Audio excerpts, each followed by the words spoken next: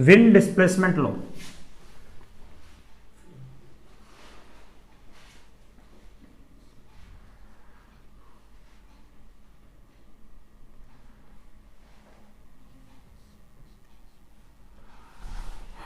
Wind displacement law ये क्या था?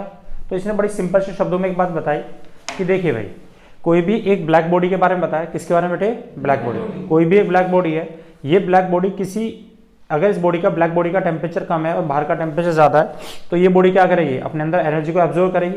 अब ये जो एनर्जी एब्जॉर्व कर रही है, उन एनर्जी की जो रेडिएशन ये एब्जॉर्व कर रही है, उस रेडिएशन की सबकी वेवलेंथ कैसी है? अलग अलग है। हमें पता है कितनी इसकी वेवलेंथ होती है, 8 × 10⁻⁷ टू 4 × 10⁻⁷ 4। इतनी वेवलेंथ वाली रेडिएशन को ये एब्जॉर्व करता है। 8 × 10⁻⁷ से कितना? 4 × 10⁻⁴। इतनी वेवलेंथ वाली एनर्जी को ये क्या करता है? अपने अंदर एब्जॉर्व करता है। अब तो सोचो, इसमें ये एनर्जी, इन दोनों का जो यहाँ से यहाँ तक का रेंज है, इसमें मिलियंस ऑफ वेवलेंथ आ गई, क्योंकि किसी की एनर्जी 8.01 × 10⁻⁷ होगी, किसी की 8.001 × 10⁻⁷ होगी, किसी की 8.2 × 10⁻⁷ हो, किसी 8.3। तो इस यहाँ से यहाँ तक की रेंज बहुत ज्यादा है वेवलेंथ की। और हर वेवलेंथ के पास क्या है? एक एनर्जी है। हर रेडिएशन के पास एक एनर्जी है, और एनर्जी होती कितनी है? Sc/λ। इसका मतलब जैसे जैसे यहाँ से एक रेडिएशन, दो रेडिएशन, ये रेडिएशन जा रही है, ये रेडिएशन है, ये एक बॉडी पे जा रही है, तो यहाँ पे इस वेवलेंथ की रेंज कितनी है? तो आंसर है, अभी हमने देखा λ0 से λn तक है। और हर वेवलेंथ, हर रेडिएशन क्या कैरी कर रही है? एनर्जी। हर रेडिएशन के पास क्या एनर्जी? तो ये डिफरेंट रेडिएशन जितनी भी एक बॉडी एब्जॉर्व कर रही है, उन सबकी जितनी भी रेडिएशन, डिफरेंट रेडिएशन को जितना भी ये बॉडी एब्जॉर्व कर रही है, ब्लैक बॉडी, उन सबकी एनर्जी कैसी है? अलग अलग है। ये बात समझ में आई? तो एक बात बताओ, इसका मतलब ये वाली जो ब्लैक बॉडी है, इसने डिफरेंट वेवलेंथ वाली सभी एनर्जी को अपने अंदर एब्जॉर्व कर लिया। तो इनका ये कहना था कि भाई, अगर यहाँ पर इस बॉडी का मैं टेम्परेचर बढ़ा दूं और बाहर का टेम्परेचर कम कर दूं, तो ये वाली बॉडी क्या करेगी? अपने में से एनर्जी को रेडिएट करेगी। अब ये, लेकिन जो ये अपने में से एनर्जी को रेडिएट करेगी, इनका ये कहना था, ये एनर्जी जो रेडिएशन है, जो निकल रही है इसमें से, इमिट हो रही है, ये एनर्जी यूनिफॉर्म नहीं होगी। ऑब्वियस सी बात है, नहीं होगी, क्योंकि जब एब्जॉर्ब डिफरेंट वेवलेंथ वाले को करा है, तो अपने में से इमिट आउट भी तो डिफरेंट वेवलेंथ वाले को करेगा, और जैसे जैसे उसकी वेवलेंथ बदलेगी, वैसे वैसे उसकी एनर्जी भी बदलती चली जाएगी। तो अकॉर्डिंग टू विंड डिस्प्लेसमेंट ये था, the energy emit bye the black body is not a uniform. The energy emit out by the black body at a higher temperature is not uniform। और इनका ये कहना था, ये जो एनर्जी है, जैसे जैसे हम टेम्परेचर को बढ़ाते चले जाएंगे, ये एनर्जी क्या होगी? इंक्रीज होती चली जाएगी, लेकिन उस कंडीशन में जो वेवलेंथ है वो क्या होगी? डिक्रीज हो जाएगी। इसका मतलब जिनकी वेवलेंथ कम होती है, वो एनर्जी क्या है? ज्यादा इंक्रीज करते हैं, ज्यादा रेडिएट करते हैं अपने में से, ज्यादा रिलीज करते हैं, ज्यादा इमिट करते हैं। लेकिन जब वो एनर्जी ज्यादा इमिट कर रहे हैं, क्यों? क्योंकि उनका टेम्परेचर भी ज्यादा है। इसका मतलब जैसे जैसे हम टेम्परेचर बढ़ाएंगे, तो उससे रेडिएशंस की एनर्जी क्या होगी? ज्यादा से ज्यादा इमिट होगी, लेकिन एनर्जी जो रेडिएशन इमिट कर रही है, उन सबकी वेवलेंथ कैसी होगी? कम।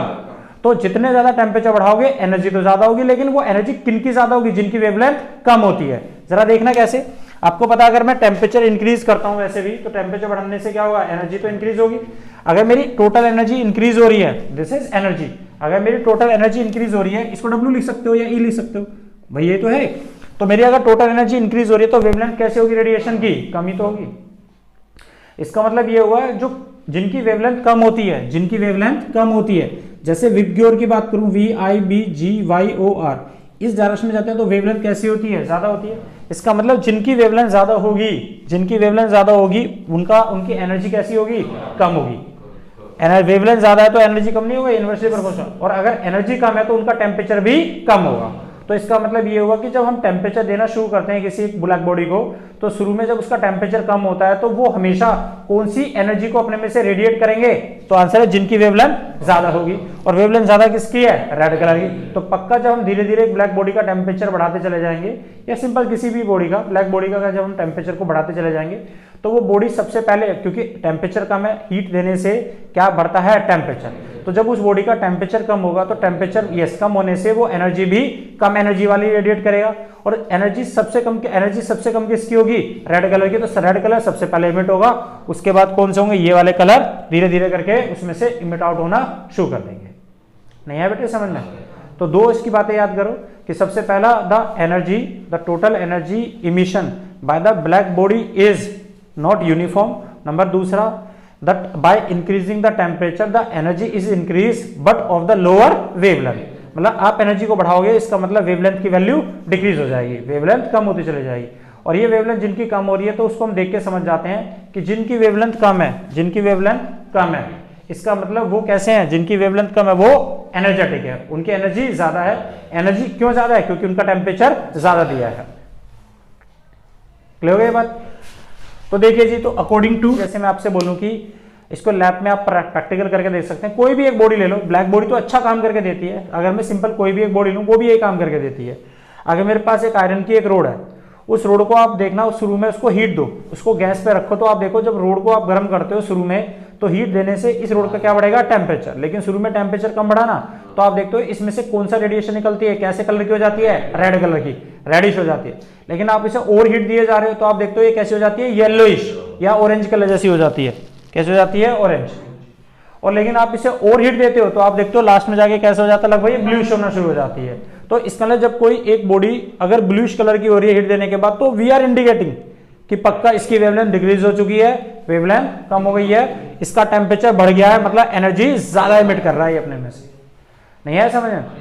इसका बेसिकली यूज कहां होता है? तो आंसर है इसका यूज होता है to determine the surface temperature of the planets और स्टार। स्टार के, प्लैनेट के टेम्परेचर को का पता लगाने के लिए, आइडिया लगाने के लिए हम इसका भी यूज करते हैं। जैसे कि तुम देखो कि जो सन होता है, सन जब अर्ली मॉर्निंग में सन राइज होता है और जब सन सेट होता है तो उसका कलर कैसा होता है? रेडिश। और जब कलर रेडिश होता है तो हमने समझ में आ गया कि रेडिश कलर है मतलब वेवलेंथ ज्यादा है, पक्का टेम्परेचर कम है, या एनर्जी कम इमिट कर रहा है। लेकिन दोपहर के समय क्या होता है? यस, येलोइश हो जाता है। येलोइश हो गया तो कलर बदल गया, तो येलोइश का क्या ज्यादा है? टेम्परेचर ज्यादा है, एनर्जी ज्यादा रेडिएट कर रहा है। और 2 बजे के बाद आते हो आप, वो तो 1, 12:30, 1 बजे की बात है। जब 2-2:30 बजे के आसपास आता है तो कैसा होता है? ब्लूइश हो जाता है लगभग। उसका मतलब ब्लूइश हो गया मतलब एनर्जी और ज्यादा रेडिएट कर रहा है, मतलब टेम्परेचर और ज्यादा है। बस समझे? तो इसका ये यूज है, कहां पे हम इसको यूज करते हैं। तो अगर मैं इसकी वैल्यू निकालू विंड डिस्प्लेसमेंट की, तो क्या था इसमें? तो इसने बोला भाई जो वेवलेंथ है लैम्डा एम, वो इनवर्सली प्रोपोर्शन किसके है? टेम्परेचर। तो हियर टी क्या है? T is the temperature. तो आ जाएगा। तो लैम्डा एम जो है वो इस प्रोपोर्शन को हटा के कांस्टेंट लगाते हैं, दिस इज बी। और बी क्या कहलाता है?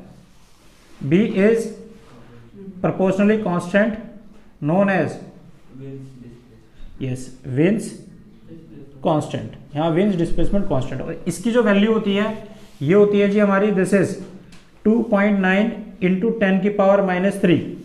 कितनी होती है बेटे? 2.9 इंटू 10 की पावर -3। और इसको हम यहाँ पे लिख सकते हैं, इस प्रोपोर्शन को हटा के, ये प्रोपोर्शन हटा दी ना, कांस्टेंट लगा दिया हमने, दिस इज बी। अगर मैं इसको यहाँ उठा के ले जाऊं तो बी को हम कैन वी राइट इट, क्या हम इसको ये भी तो लिख सकते हैं? B is equal to lambda m into T. और अगर मैं इसकी यूनिट निकालूं तो यूनिट कितनी हो गई? लैम्डा की होती है मीटर और टेम्परेचर की होती है केल्विन। तो ये इसकी एसआई यूनिट हो गई, एसआई यूनिट। तो यहां पे लिख सकते हो आप कितना? Metre kelvin. और इसका यूज क्या है? अगर मैं इसकी यूजेस की बात करूं, use to determine yes the temperature of the planet and star.